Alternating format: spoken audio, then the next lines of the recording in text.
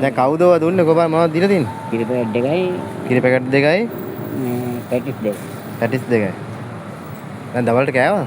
නෑ. මේ ඈ? මේ ඇටේ දවසට මෙහෙම තමයි.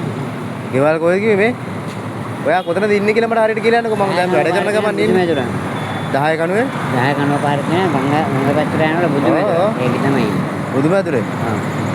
ආ. දැන් මේ රැයට කන්නේ මොනවද? ඒක කියන්නේ නෑ මම ලැබුණත් එහෙම. මගේ මම දැන් හයර් එකක ඉන්නේ හරිද? වැඩි ඉවර වෙදී රෑ වෙනවා. මාත් මෙතන ඉන්නේ එහා පැත්තේ.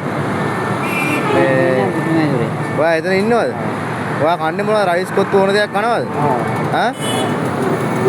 නම මොකද්ද නම? ඈ? ගාමිනි. ඇහුන්නේ? ගාමිනි. ගාමිනී. ගාමිනී මාමා. ඔයා ලස්සනට ඉන්න හොඳ දැන් වයස කීයද? 67යි. 67 වුණාට කොල්ලා වගේ ඉන්නවා තාම. ඕනේ නෑ වසවිස නෑ. රසවිස මුකුත් බොන්නේ නැහනේ.